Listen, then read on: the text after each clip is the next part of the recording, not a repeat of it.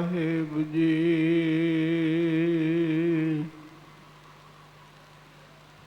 ਮਨ ਚਾਉ ਭਇਆ ਪ੍ਰਭ ਆਗਮ ਸੁਣਿਆ।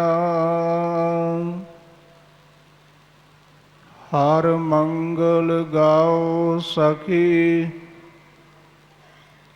ਗ੍ਰਹਿ ਮੰਦਰ ਬਣਿਆ।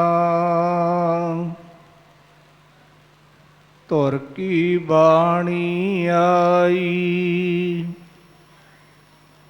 ਤਿਨ ਸਗਲੀ ਚਿੰਤ ਮਿਟਾਈ। ਗੁਰਬਾਣੀ ਗਾਵਹ ਭਾਈ ਓਹ ਸਫਲ ਸਦਾ ਸੁਖਦਾਈ।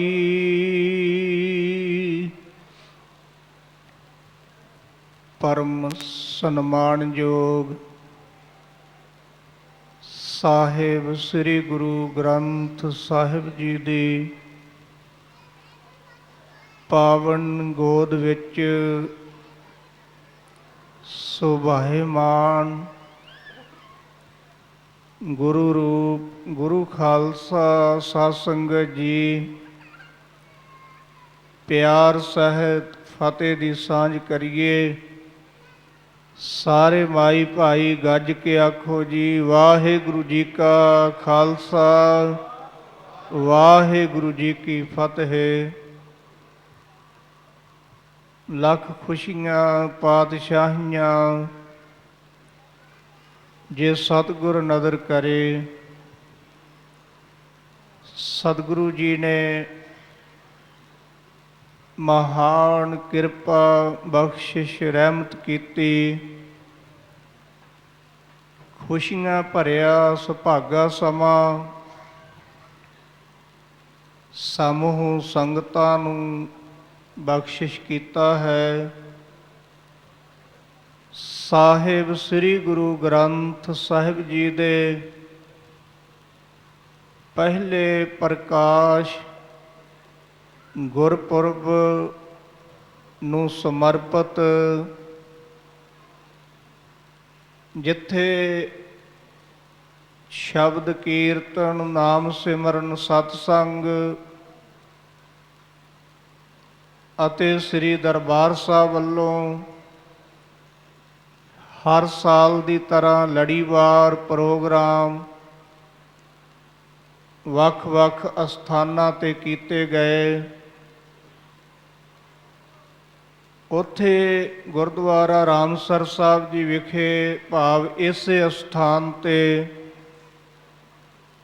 ਸਾਧ ਸੰਗਤ ਜੀ ਗੁਰੂ ਗ੍ਰੰਥ ਸਾਹਿਬ ਜੀ ਦੇ ਪਹਿਲੇ ਪ੍ਰਕਾਸ਼ ਦੇ ਸੰਬੰਧ ਵਿੱਚ ਲੜੀਵਾਰ ਇਤਿਹਾਸ ਦੀ ਕਥਾ ਵੀ 23 ਤਰੀਕ ਤੋਂ ਆਰੰਭ ਹੋ ਕੇ ਕੱਲ੍ਹ ਸਮਾਪਤ ਹੋਈ।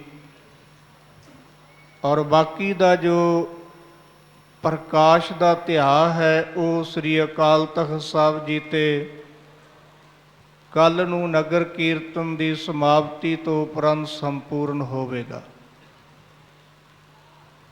ਇਹ ਪਾਵਨ ਪਵਿੱਤਰ ਅਸਥਾਨ, ਜਿਸ ਅਸਥਾਨ 'ਤੇ ਧੰਨ ਸ੍ਰੀ ਗੁਰੂ ਅਰਜਨ ਦੇਵ ਸੱਚੇ ਪਾਤਸ਼ਾਹ ਜੀ ਨੇ ਪਿਓ ਦਾਦੇ ਦਾ ਖਜ਼ਾਨਾ ਖੋਲ੍ਹਿਆ, ਭਾਵ ਪੋਥੀਆਂ ਦਾ ਪ੍ਰਕਾਸ਼ ਕੀਤਾ ਅਤੇ ਨਾਲ ਹਜ਼ੂਰ ਨੇ ਕਿਹਾ ਸੀ, ਹਮ ਧਨਵੰਤ ਭਾਖੜ ਸਚ ਨਾਏ ਹਰ ਗੁਣ ਗਾਵੈ ਸਹਿਜ ਸੁਭਾਏ। ਸਤਿਗੁਰੂ ਜੀ ਨੇ ਫਰਮਾਇਆ ਵੀ ਅਸੀਂ ਬਹੁਤ ਧਨਵਾਨ ਹਾਂ, ਭਾਗਾਂ ਵਾਲੇ ਹਾਂ ਕਿ ਸਾਨੂੰ ਪਿਓ ਦਾਦੇ ਦਾ ਖਜ਼ਾਨਾ ਪ੍ਰਾਪਤ ਹੋਇਆ ਹੈ। ਔਰ ਸਾਧ ਸੰਗਤ ਜੀ, ਸਤਿਗੁਰਾਂ ਨੇ ਇਹ ਪਾਵਨ ਅਸਥਾਨ, ਇਹ ਜਗ੍ਹਾ ਪਸੰਦ ਕੀਤੀ ਔਰ ਇੱਥੇ ਹੀ ਸੁੰਦਰ ਕਨਾਤਾਂ ਤੰਬੂ ਆਦਿਕ ਲਗਵਾ ਕਰਕੇ ਭਾਈ ਸਾਹਿਬ ਭਾਈ ਗੁਰਦਾਸ ਜੀ ਨੂੰ ਲਖਾਰੀ ਲਾ ਕੇ ਸਤਿਗੁਰਾਂ ਨੇ ਗੁਰੂ ਗ੍ਰੰਥ ਸਾਹਿਬ ਜੀ ਦਾ ਸਰੂਪ ਲਿਖਵਾਉਣਾ ਕੀਤਾ। ਉਸ ਵੇਲੇ ਗੁਰੂ ਗ੍ਰੰਥ ਸਾਹਿਬ ਜੀ ਨੂੰ ਪੋਥੀ ਸਾਹਿਬ ਜਾਂ ਗ੍ਰੰਥ ਸਾਹਿਬ ਕਿਹਾ ਜਾਂਦਾ ਸੀ। ਗੁਰਤਾ ਸਤਿਗੁਰੂ ਕਲਗੀਧਰ ਪਾਤਸ਼ਾਹ ਜੀ ਨੇ ਬਖਸ਼ਿਸ਼ ਕੀਤੀ ਹੈ। ਔਰ ਸਾਧ ਸੰਗਤ ਜੀ, ਅੱਜ ਦਾ ਦਿਹਾੜਾ ਜਿਵੇਂ ਭਾਈ ਸਾਹਿਬ ਜੀ ਦਵਿੰਦਰ ਸਿੰਘ ਜੀ ਦਰਸਾ ਰਹੇ ਸਨ ਕਿ ਅੱਜ ਦਾ ਦਿਨ ਬਹੁਤ ਹੀ ਵਡਭਾਗਾ ਦਿਨ ਹੈ। ਇਸ ਪਾਵਨ ਅਸਥਾਨ ਤੇ ਇਤਿਹਾਸ ਅੰਦਰ ਜ਼ਿਕਰ ਆਇਆ, ਬਹੁਤ ਸੰਗਤਾਂ ਅੱਜ ਦੇ ਦਿਨ ਇਸ ਅਸਥਾਨ ਤੇ ਜੁੜੀਆਂ। ਜਥਾਯੋਗ ਆਪੋ ਆਪਣੀਆਂ ਭੇਟਾਵਾਂ ਲੈ ਕੇ ਸੰਗਤਾਂ ਸਤਿਗੁਰੂ ਦੇ ਚਰਨਾਂ ਵਿੱਚ ਹਾਜ਼ਰ ਹੋਈਆਂ। ਕਿਸੇ ਨੇ ਫਲ ਲਿਆਂਦੇ, ਕਿਸੇ ਨੇ ਫੁੱਲ ਲਿਆਂਦੇ, ਕਿਸੇ ਨੇ ਮਲਾਵਾਂ ਲਿਆਂਦੀਆਂ।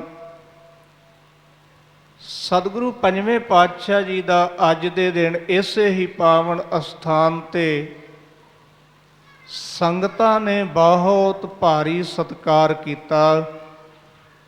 ਸਤਿਗੁਰਾਂ ਦੇ ਗਲੇ ਸੋਹਣੇ ਸੋਹਣੇ ਫੁੱਲਾਂ ਦੀਆਂ ਮਾਲਾ ਪਾਈਆਂ ਗਈਆਂ।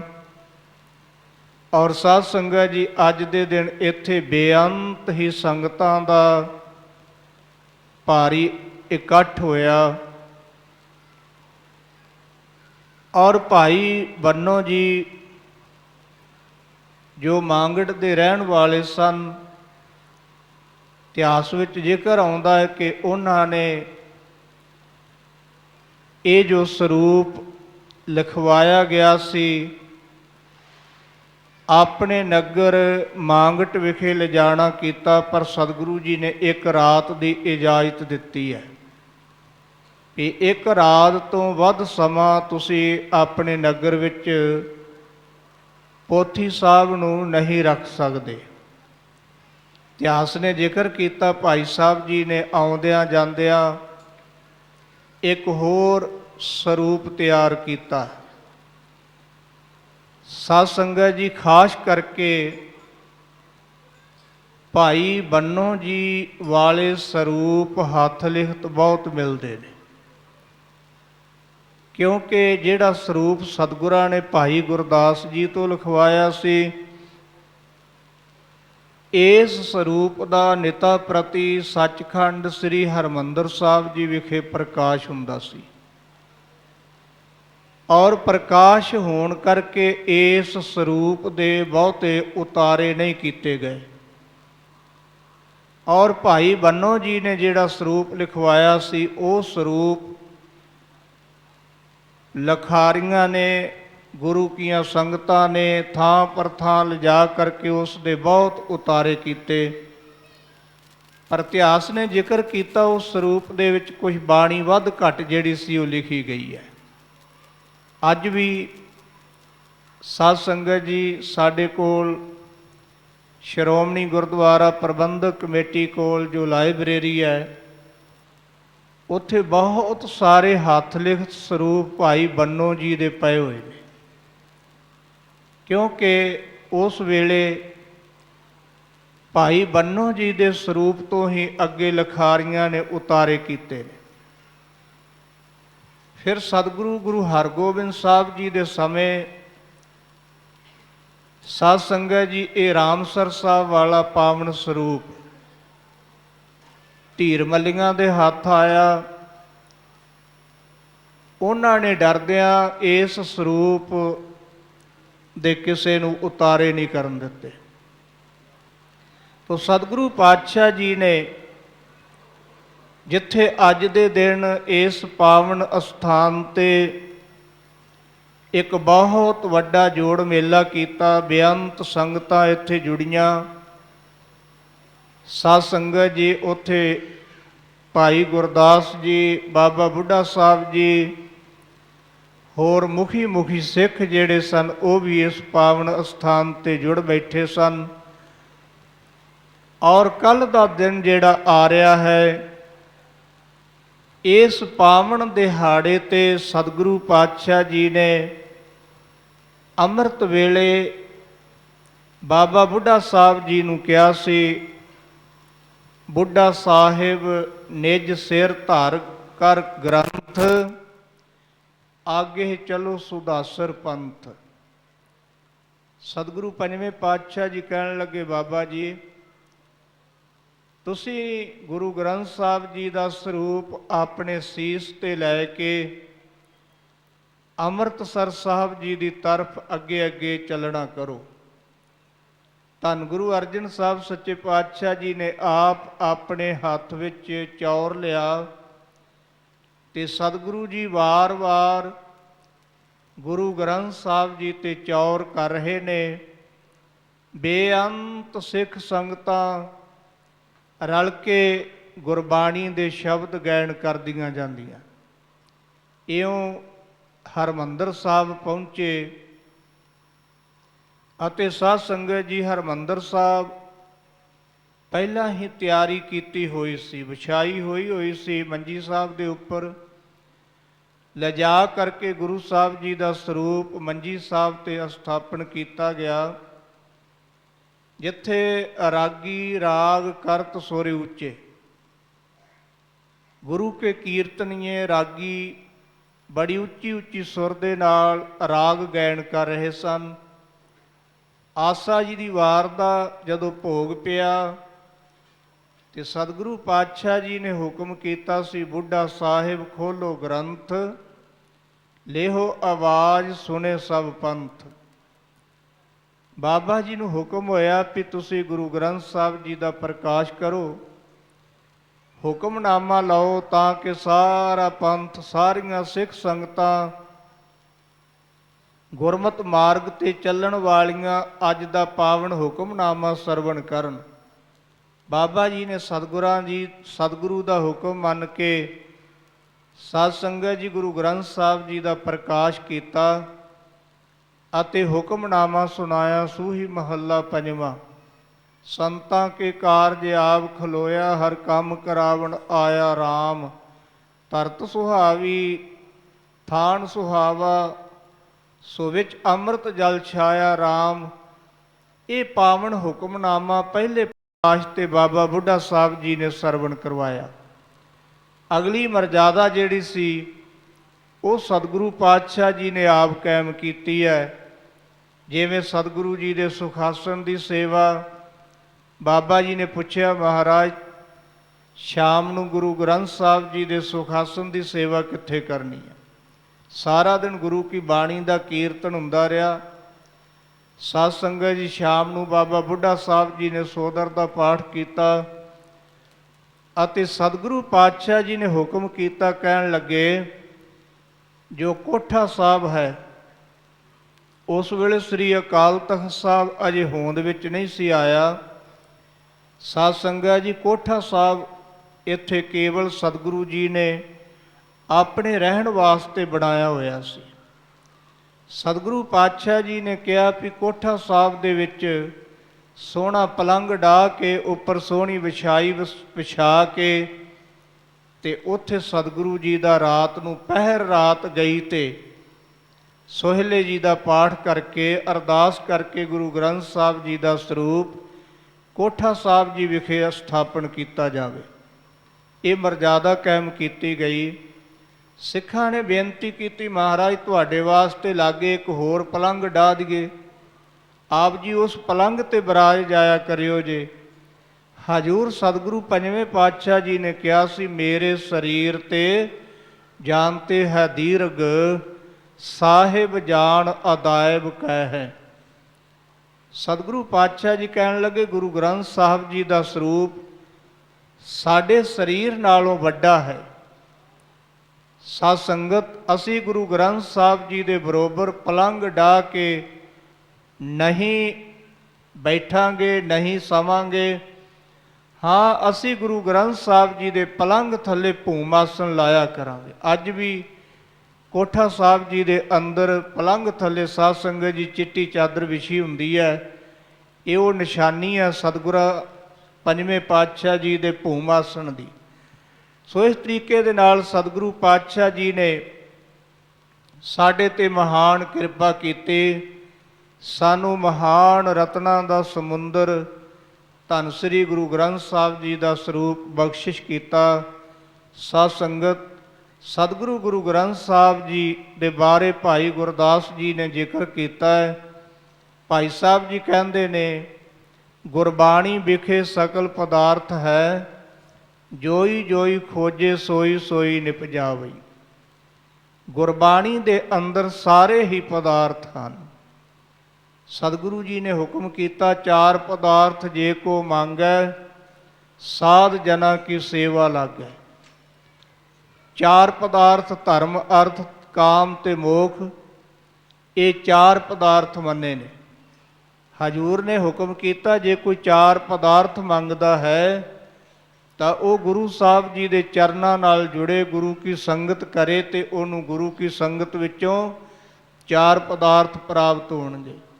ਔਰ ਗੁਰਮੁਖੋ, ਗੁਰੂ ਕੀ ਬਾਣੀ ਅੰਦਰ ਸਾਰੇ ਹੀ ਪਦਾਰਥ ਹਨ, ਪਰ ਜਿਹੜੇ ਗੁਰਮੁਖ ਪਿਆਰੇ ਇਸ ਬਾਣੀ ਨੂੰ ਡੂੰਘਾਈ ਵਿੱਚ ਜਾ ਕਰਕੇ ਪੜ੍ਹਦੇ, ਵਿਚਾਰਦੇ, ਇਹਦੇ ਤੇ ਅਮਲ ਕਰਦੇ ਨੇ, ਉਹੀ ਗੁਰਬਾਣੀ ਵਿੱਚੋਂ ਸਾਰੇ ਪਦਾਰਥਾਂ ਨੂੰ ਪ੍ਰਾਪਤ ਕਰ ਲੈਂਦੇ ਨੇ। ਸਮਾਂ ਇਜਾਜ਼ਤ ਨਹੀਂ ਦਿੰਦਾ।